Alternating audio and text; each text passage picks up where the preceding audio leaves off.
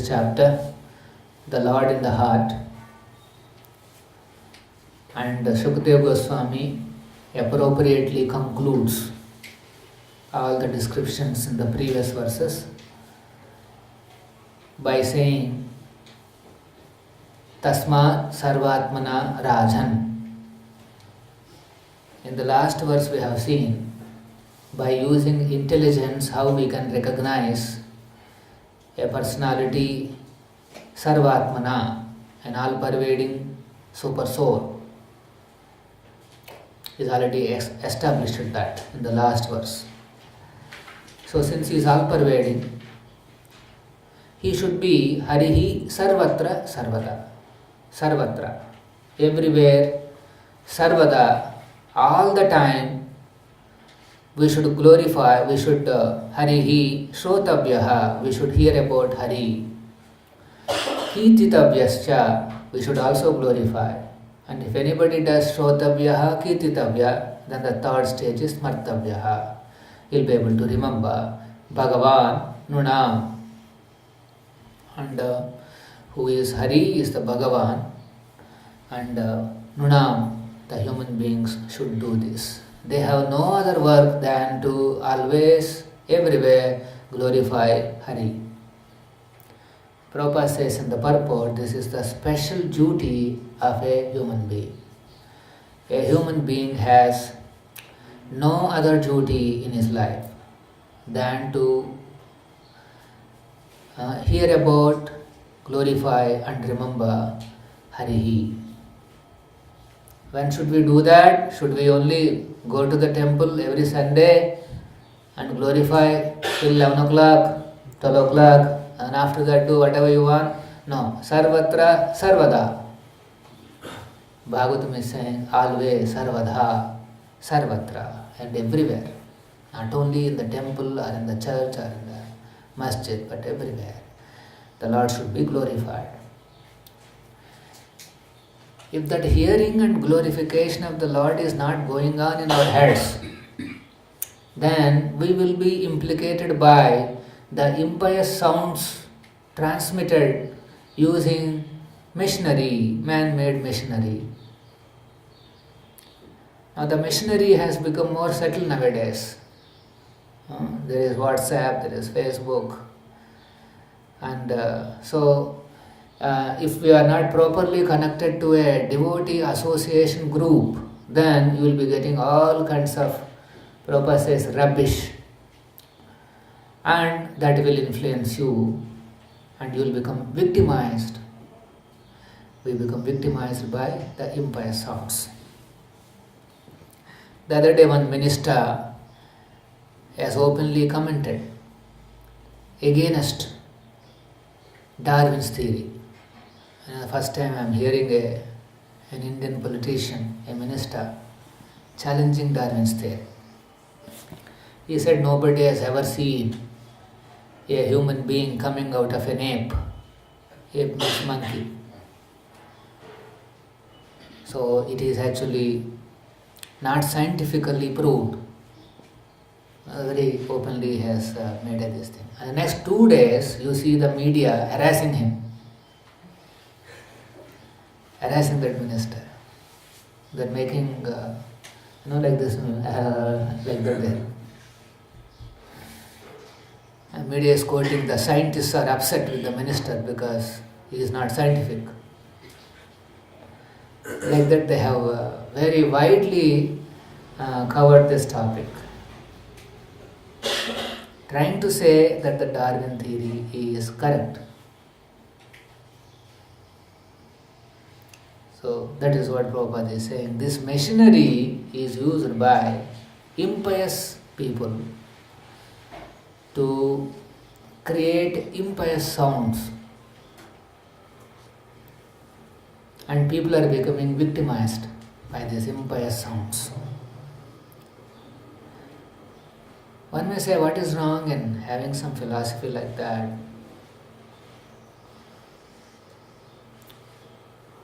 If a man is coming from a monkey, then what is the problem?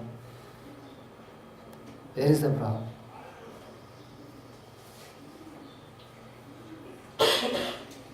Inherently, Charles is trying to prove that the whole animal, the species, human and other species, have come through a process called evolution and nothing to do with God. It is a theory to discount God, take out God from the system. Because everybody says God created the human being in His image. God has created all the species. But it's an impious sound. These sounds have become very, very huge nowadays. There's so much of sound pollution. People are not aware. To a certain extent, they are getting aware of air pollution, but there is a sound pollution. No idea, people have no idea.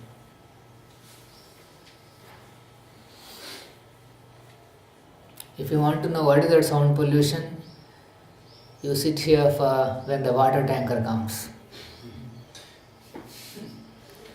Or you sit here when that one special auto comes.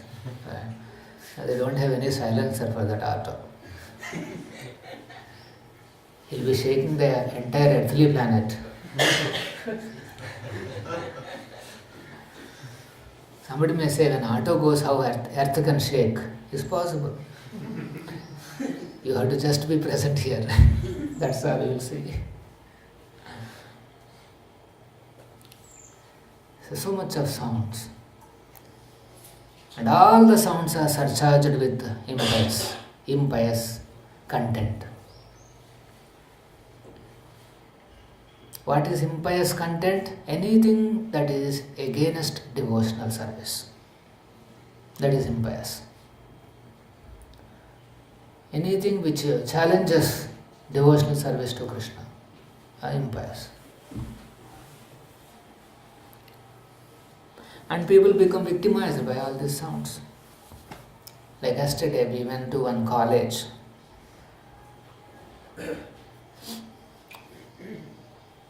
Basically, students were asking questions about various aspects of their life. So one boy is asking, why should we worship God during student life? This is what is. He is not finding any relevance. Why should we worship God during student life? Mostly he is thinking when I become old or whatever, that time there is a need to lean on to somebody called God. And then that's how they. So this is the. People are getting implicated, victimized by these impious sounds.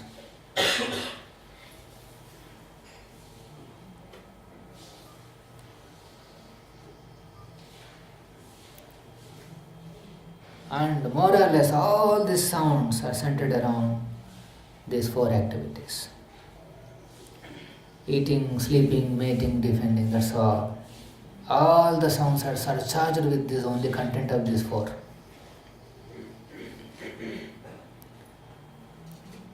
How can anybody ever focus on soul? How can anybody get faith on soul? Because continuously he is hearing only about this four. Any sound, any picture, anywhere you tune into these four.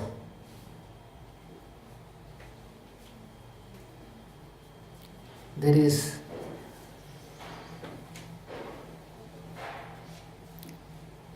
the other day we went to some construction materials expo. So we got excited, so we said, okay, let us go and see because some constructions are going on. So they put a big banner, expo. Some scientific, some expo they put. And either side of that expo, the two women are standing. with half-naked pictures. I was showing the other devotee. What is the role of these two? This expo. There is no connection. No connection. Everywhere you see, people are harassed by these sounds and pictures connected to these four. As if those four are going to make everybody very happy.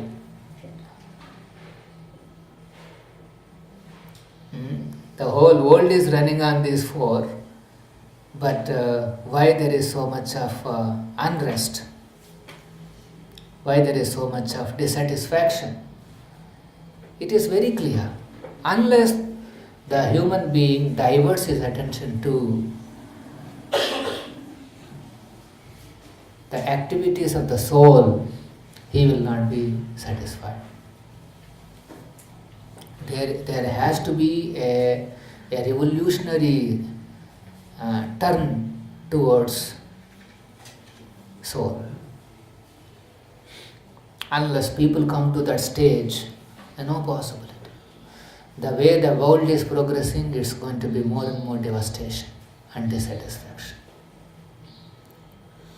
More and more poverty, more and more unemployment, more and more dissatisfaction. In the last 1 year, 76% of the wealth is generated. And all the wealth gone to 1% of the people. 76% of the wealth generated gone to 1% of the population. Inequality, unemployment. You will see somebody sitting on top sucking everybody's energy and blood. This is what the life is. Charles Darwin, forefather may be monkey, but not ours. So maybe his forefather may be a big monkey, produced him. But other than that, there is no value to these kind of theories. The Big Bang theory, Charles Darwin theory, all these are partial terminology, that's all. Appearing to be truth, but they are all just terminology picked up from Vedic literatures here and there with partial understanding.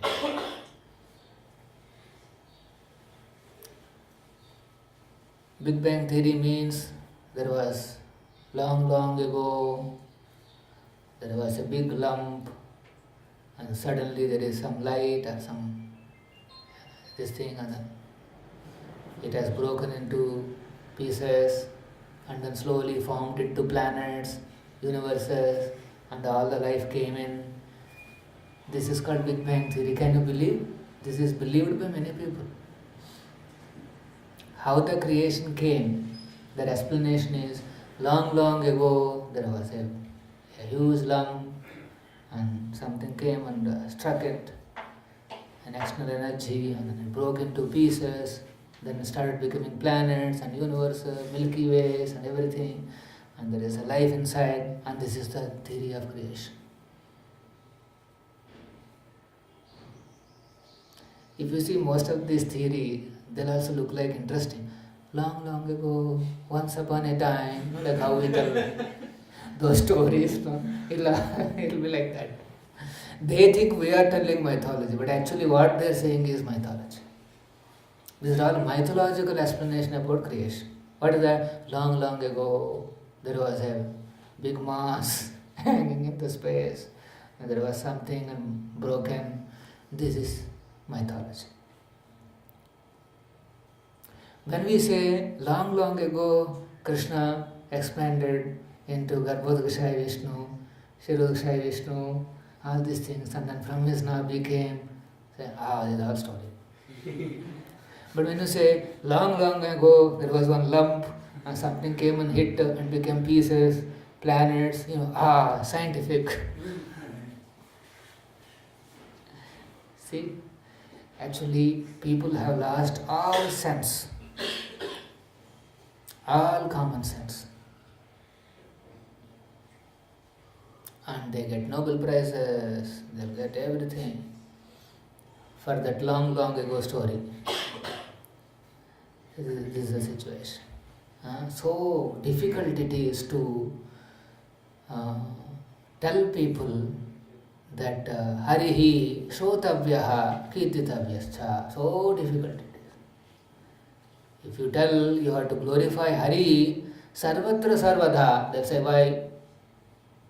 Always and everywhere we have to glorify Hari. They cannot connect this. But devotees, by Prabhupada's mercy, we have come into this movement. We should take this statement very seriously. The statement of the Shastras, the statement of the Acharyas have to be taken very seriously. For example, here is concluding. Śukadeva Gosvāmī, the greatest authority on Śrīmad-Bhāgavatam, is concluding here, Harihi Sarvatra Sarvada. Always you should be hearing about and glorifying Hari. Like morning Mangalarti time, we read the quote, Prabhupada's quote is saying, a disciple should unhesitatingly meditate on the instructions of the spiritual master. Unhesitatingly. And he should not only meditate, but he should also think about the means to worship those instructions and to execute them in his day-to-day life. This is what Prabhupada is. And he quotes Vishwanath Chakravarti Thakur's verse, Vyāsadeva buddhi ekeha kurunandana. He recollects Vishwanath Chakravarti Thakur's purport to a particular verse in Bhagavad-gītā. Prabhupada says in one place that's a turning point in his life. Vyāsadeva buddhi, where Vishwanath Chakravarti Thakur says the instructions of the spiritual master are the life and soul of a disciple, a life and soul of a devotee. If the soul leaves the body, we know body is a dead matter. Body is dead. Similarly, if the instructions leave the disciple, disciple is dead. All the instructions are life and soul of a disciple. That means disciple is living on one soul called instructions of Guru. This is the meaning.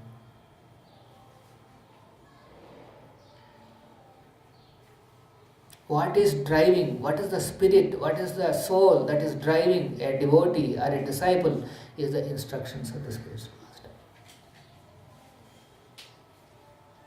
You take out the instructions of the spiritual master, that disciple is no more, he is dead. Our life should be like that. So, here the instructions of the Śukadeva Gosvāmī, and in the parampara we are receiving from Srila Prabhupada. And here there is a great emphasis given on particularly Śrotavyaha, hearing. Prabhupada says out of all the methods, there are 9 methods. Bhakti means 9 methods. And out of all the 9, the most important is hearing. Here Prabhupada quotes here, without hearing sufficiently and properly. Most of our issues, spiritual issues, comes because we don't hear properly. We don't give sufficient attention to hearing properly. And Prabhupada says if you don't hear properly, no one can make any progress by any of the methods of practice. Any method of practice you may take, but we will not be able to make progress because we are not sufficiently and properly heard. There are 2 things here. Sufficiently we should hear. Sometimes they'll ask, okay, Prabhu, how many times I should read? Now this is one criteria. You should read sufficiently to properly understand. If it requires half a dozen times you read, that is sufficient for you. To properly understand whatever is to be done, So that many times we have to read. Otherwise, if you hear improperly, we will have difficulties. And we think, okay, no, I am doing so much sadhana, so much this thing, that thing, and why I am struggling like this? Because we have not heard properly. And Prabhupada says, of course, the Vedic literatures have to be heard. Persons like Vyāsadeva, they are all compiled by, we know Vyāsadeva. From Vyāsadeva it came to Śrīla Śukadeva Gosvāmī and to our spiritual master. So Prabhupada is saying all the great acharyas like Ramanuja, Madhva, Chaitanya, Sarasvatī Ṭhākura have extensively glorified the Lord. So this should be the sadhana that we have to do.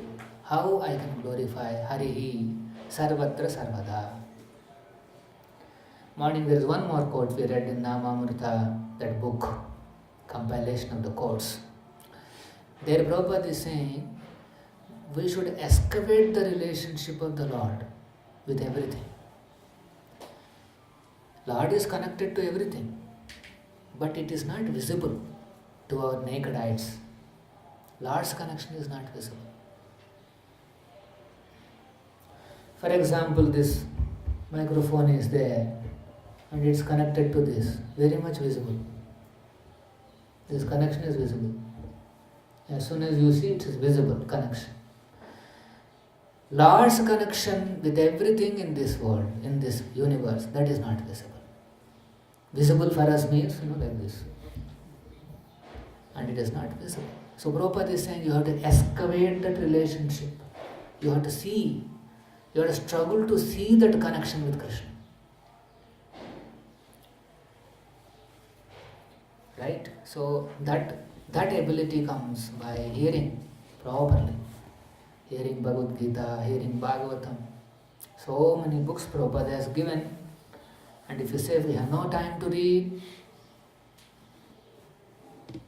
and then if you don't properly read, then our progress will not be so rapid.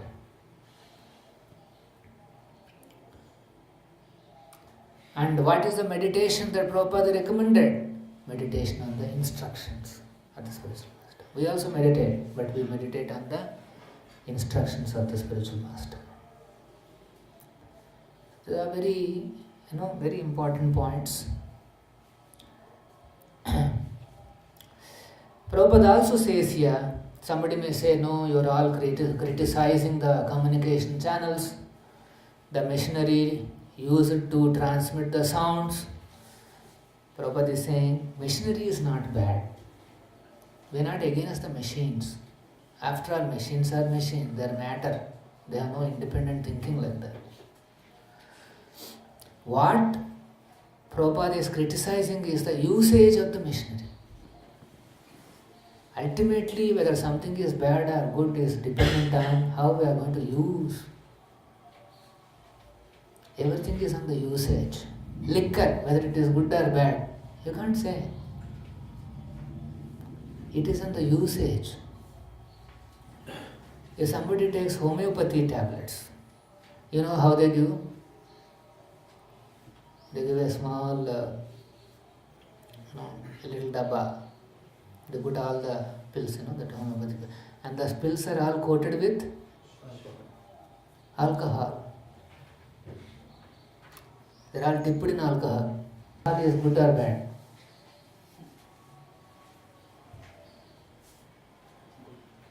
And if you go to this Banjara Hills Road number 12, after the cancer hospital, you will see there is one shop.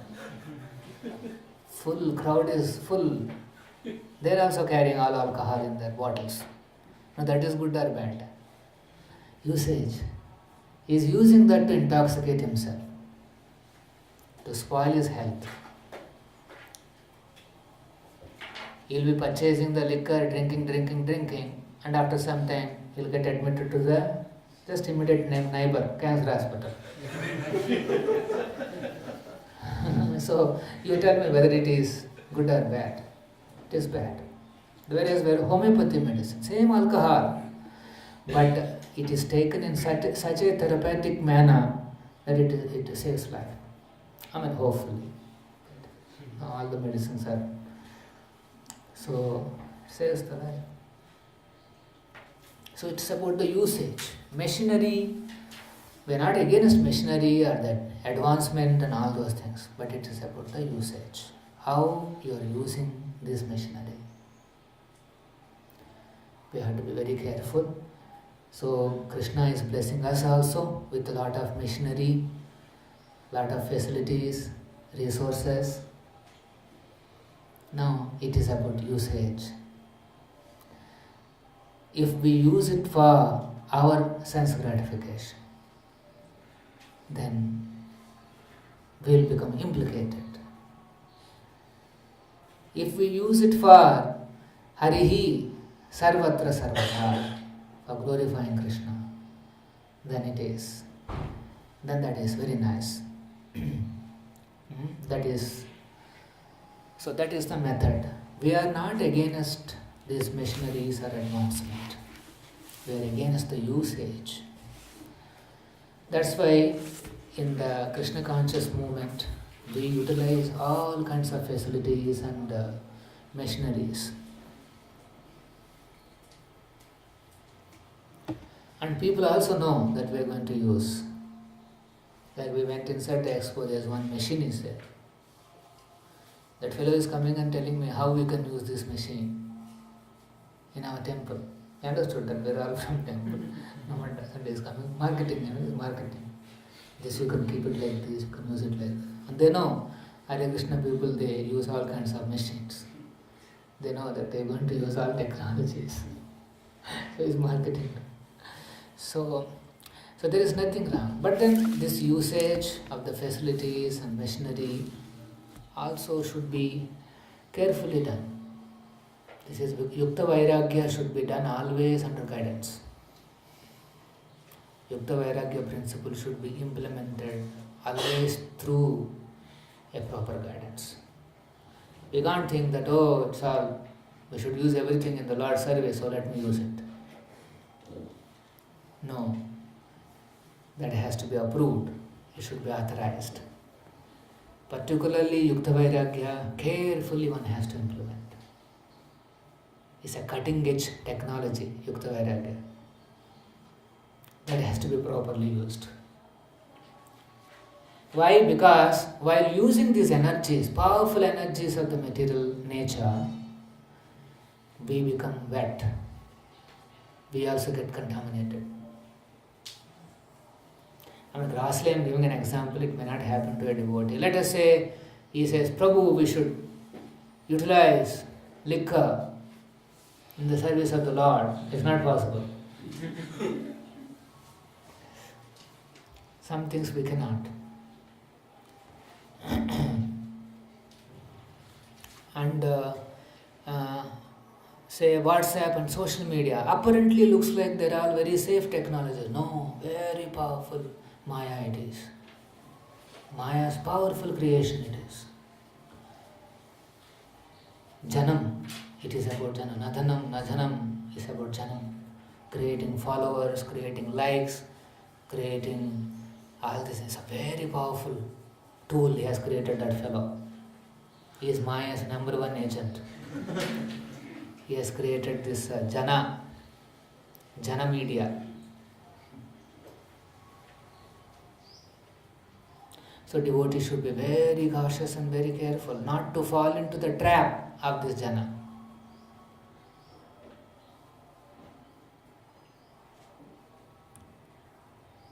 Okay, so we are trying to utilize the technology, but we should not become victim of that same technology. That's why Yukta Vairagya has to be applied with authority. It has to be applied under guidance, otherwise it will kill the practitioner. It will impact the practitioner. Okay, so these are the actually wonderful slokas. The last verse, this verse is a conclusion. Parikshit Maharaj wanted to know at the time of death what he should do.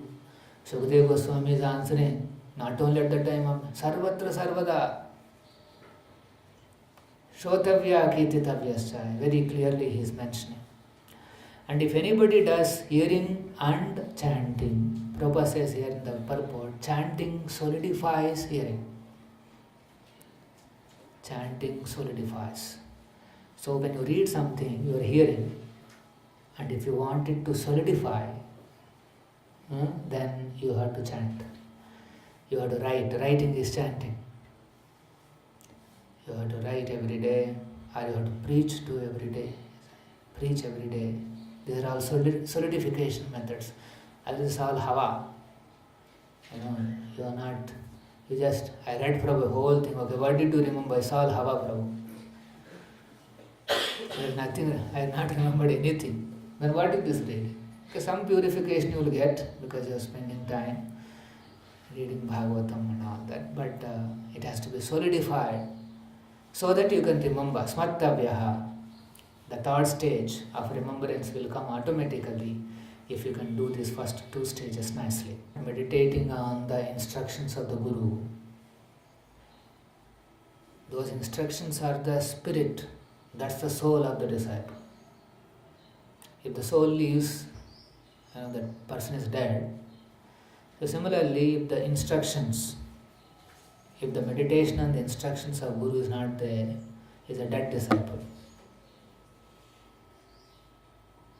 That's why you see all disciples or all devotees of Hare Krishna movement. Always they are meditating on Guru's instruction. They are wanting to see whether they are, following Guru's instructions always. We are always conscious in the mind calculation is going on. Am I following in line with Guru's instructions or not? That continuously thinking is going on. That should be alive. That is called an alive devotee. Continuously is introspecting and is trying to see whether he is following the instructions of Guru or not. Right? And anything that is against Krishna consciousness, he rejects that thought. He rejects that opportunity. He rejects that person. And anything which is favorable, then he accepts. On what basis he is rejecting and accepting? On the Guru's instruction. So that means always we are all meditating on Guru's instructions only. But you have to do it in such a way that we can implement. That's why unhesitatingly we should meditate on Guru's instructions. And that is the life and soul. A devotee is willing to die for following the instructions of the spiritual master. If he doesn't follow, anyway he is dead. Better die while following. So that's the meaning of what Prabhupada said in the morning course. People, they do not know that this technology is having side effects, one thing. And two, they do not know how to use. Pravrittim cha nivrittim cha janana vidurasura. People have become asuric in their nature. They don't know what is to be done and what is not to be done. Nobody has that discrimination. So using the technology, he has no idea how it should be used and how it should not be used. This is the problem. So that education comes by reading, hearing the scriptures. The best contribution of the scripture is, it will give you intelligence to discriminate what is good and what is not good. That's why Krishna says in the end, whoever reads this Bhagavad-gītā scrutinizingly, he is worshipping me with intelligence, he says. With intelligence we are worshipping the Lord. So Krishna wants, apply our mind. Understand nicely. And then use it to discriminate whether to use it or not use it and for what purpose to use it. It is not necessary that we have to use all technologies. We have to carefully see the technologies which are ultimately beneficial for our body, mind and spirit.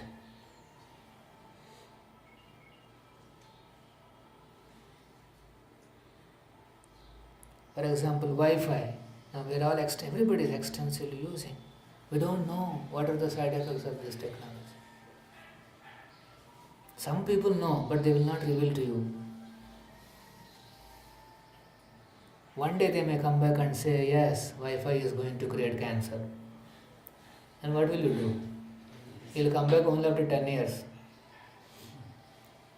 Now meanwhile already everybody is infected with this. Now what will you do? You have no idea. That's why these things have to be very carefully done. To the extent required, you just use it and switch it off. Don't be on Wi-Fi and all these things whole day, 24/7. You should know they're silently killing you, those waves.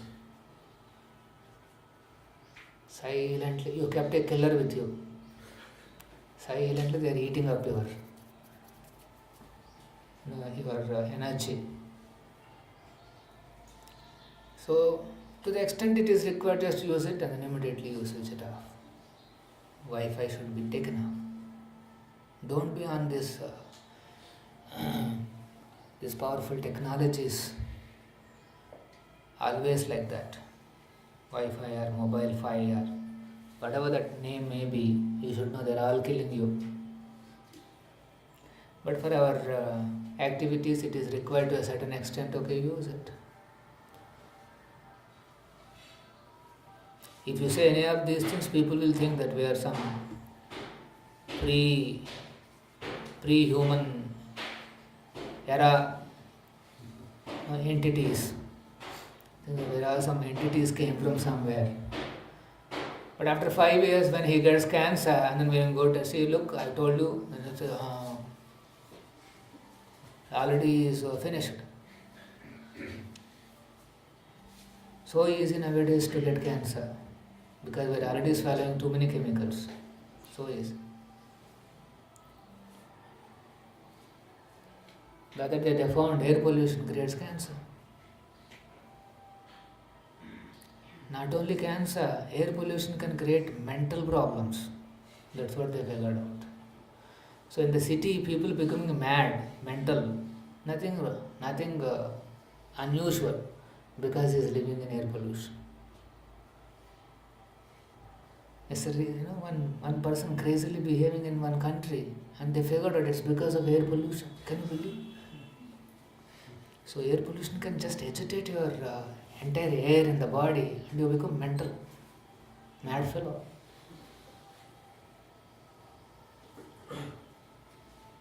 These are all real research.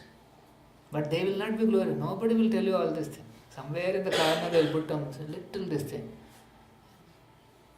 Air pollution, a mental case, little. They will not give much also. Truth they will put little. Other useless stuff they will put big headlines, huge coverage will be there. There won't be any stuff in there. This is the life. So you have to become a seeker of truth. You have to search literally where is the truth and then take it out. You have to excavate Krishna, he is absolute truth. You have to excavate Krishna from all these nonsense sounds.